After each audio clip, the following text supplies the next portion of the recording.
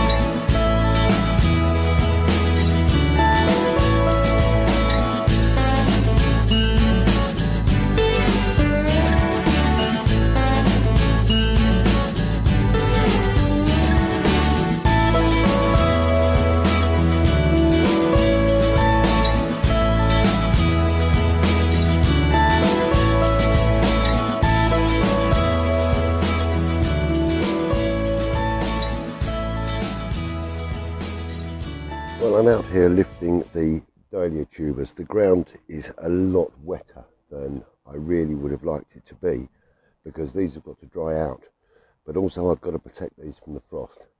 Now, they've kept flowering and flowering now. We're right the way through to near enough the end of November now, and the flowers have died off. It's time to lift them. So I'll just show you what I'm doing on that.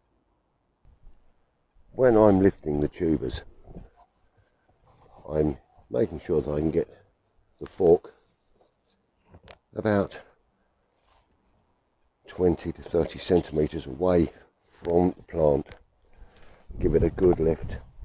Now this ground is very wet, but I like to get the plant up nicely and then remove as much of this soil as I possibly can.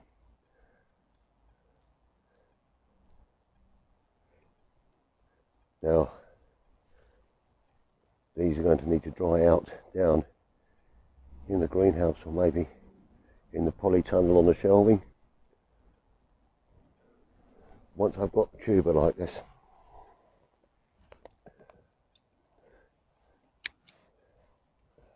remove the foliage, put that into my tray.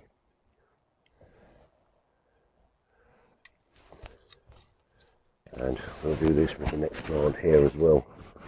So we've got to watch what plants we've got. This is a smaller one here.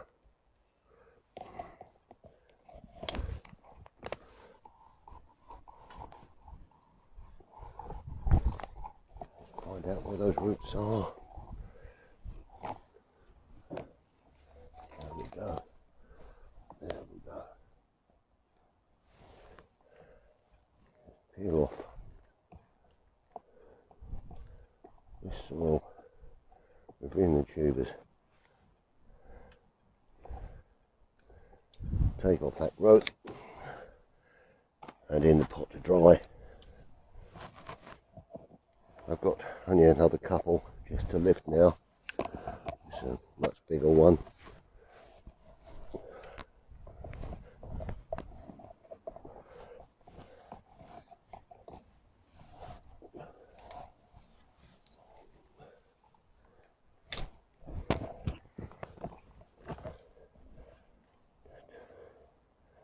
Taking all of this off of here. as much as I can remove by hand. I don't want to damage the plant too much, but this compost does need to come off because we don't want the plants to rot.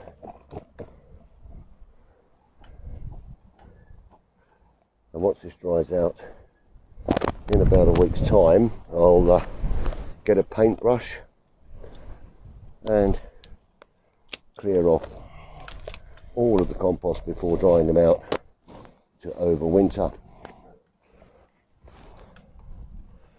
And that's another one for in here. We've got just another couple to go. Well, that's the dahlias all lifted. I'm leaving these lovely echinacea heads on here. The plants are actually growing through for next year already, and I'll probably take those down in the spring. Tidy up the weeds that are coming through underneath here, which I've not been able to get to, and prepare this for next spring and summer. The next little job, I've got 4 or 5 pelargoniums in that side over there, which I'm now going to lift and get those down to the greenhouse as well. And I think that's a pretty good place for us to move to now, and I'll show you the drying process for my dahlia tubers. Well, it's nice to be in the greenhouse and out of that wind, and I've got my dahlia tubers here. Now they're all very, very damp at the moment, but in order to overwinter them we need to dry them out, and so I'll show you what I do. It's a couple of stages, but first of all I need to draw the moisture out of this soil so that I can actually clean them up, ready for packing up for winter. So we'll do that now. Now this is quite a simple process, so I'm just going to move these tubers all over to one side. We've got quite a few, a little bit of foliage there we don't need. So all I do is I take some newspaper, and I'll just keep that on the bottom shelf here. But all I'm going to do is I'm going to scrunch this newspaper up, set that in the corner there, and one tuber, put it inside there, give it a light wrap. I'm going to leave it open to the air, but just so that this newspaper can draw the moisture out of that compost and out of the root,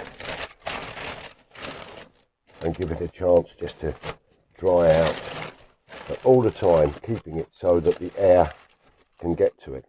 The newspaper will act sort of like a sponge to draw the moisture out of that soil. The great thing is that we can replace this in about a week's time, clear off this moisture, clear off the compost, and have these wonderful plants ready to overwinter, to go back into the ground next spring and give us some lovely colour again. And I must admit, I thought these had died during the year, but once the rain came back, these plants came back to life. So I'm so happy. Can't describe the happiness I felt when I saw the flowers coming on these. Absolutely wonderful. So that's these getting ready to overwinter. Now, whilst we're talking of overwintering, these are starting to dry out now, and I can start removing all of the dead leaves on here, ready to start taking my cuttings for next year. Now, all of these have given us some great joy in the summer, but now they're starting to just dry a little. I'm keeping them moist for the winter. They'll keep giving me a nice display in here. As long as I can keep deadheading them, removing these flowers. I have my secateurs here and we can just take some off. And I will find certain shoots. I mean, there's a lovely area on here, and we'll get a couple of plants off of that. And so this is going to be a breeding ground for my pelargoniums and my geraniums and my fuchsias for next year. Now, something I'm going to be doing in the next few days or so, I'm going to be planting up some pea seeds to give us some additional flavour for salads during the winter. They won't come to peas, but it'll give us some pea shoots, which will be really, really nice for the winter. And all the time we can grow fresh, sustainable foods, we should be doing that. And that's what the greenhouse and the polytunnel give me for winter veg. I've got some potatoes and some radishes and some beetroot growing in the polytunnel at the moment, and everything is going really, really well. I'm loving it. So now I'm going to just give you an opportunity to see the garden, not when we very first started, but after around about 6 months, and the progressions we've made on the garden since then. It's interesting looking back to when we first started, how things have changed and how plans have moved on.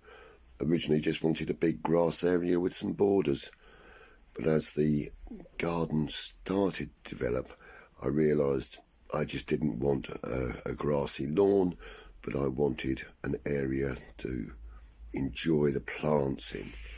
So this is how it started off, as a grassy area. We set it up so that we could just enjoy ourselves on a lawn, but as I say, time developed, I realised I didn't want that, and one of the first things that went in was this Alamankia tree, which my son bought me, and that's in this lovely border now. As you can see, the tree is grown so that it flowers nicely, and we've added other borders like the peace garden. We've changed the front garden, added bits there, and the shrubs are growing lovely in the back garden. There have been many things have changed. The little herb garden at the deck here, which I don't have now, but the greenhouse does remain a constant. Well, that brings me to the end of season 3, our 3rd year of a year gardening. But there is so much to look forward to. So next year I'm going to be showing you the extension of the pond, the repairs to the polytunnel, because the wind has broken the zip on the roll-up door at one end, so I'm going to replace that with a wooden frame and then use the plastic that I take off to complete the doors, and I will show you all of that when we return next March. Now, also next year, one of us who you know, who actually lives in this house here, is going to be 70 years old, which is quite an achievement. And also Julie and I will be celebrating our 40th wedding anniversary, so it's going to be quite a special year for us. Now, excuse me,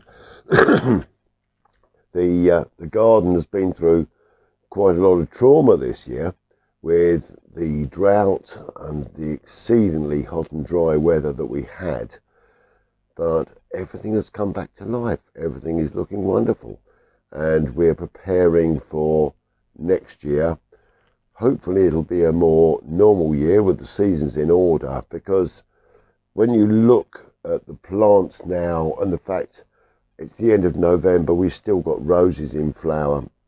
The dahlias were still in flower that I had to lift. But it just seems that the climate has changed considerably, and we need to develop the garden towards that. And with that in mind, I've got some new plants that I'm going to be putting in, some grasses and some more drought tolerant plants, because we don't know how things are going to go forward, and I just want the garden to be a nice relaxing place, and we're almost there. I don't think that after the changes that I need to make over this winter and early spring, there'll be a lot to do in the garden.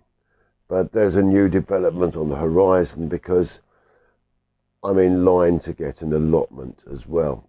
So there'll be a lot of work to do on that front. So next year is looking very productive, very promising, and with the seeds that will be going in over the next month, 2 months in the greenhouse and polytunnel to prepare for next year, with the cuttings that we're going to be taking to create new life and new plants, everything's going to look rosy, I am sure. So I'm going to leave you looking forward to Christmas as we celebrate the birth of our Lord and the celebrations that we all have at that time. Looking forward to a new year, and I'm sure I'll be able to sit in my garden on New Year's Eve and watch everybody else's fireworks and enjoy the celebrations that everyone has as we welcome in the year of 2023. And then in March of next year, we'll be back with Series 4, our 4th year in A Year Gardening. And there will be a lot that we go through: cultivation, propagation, and the enjoyment of being able to sit, enjoy, and relax in the garden.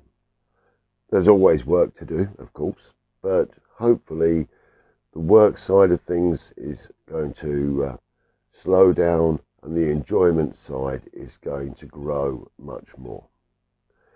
So with that, I will bid you farewell from season 3. We will look forward to 2023. But I will just leave you with a few words.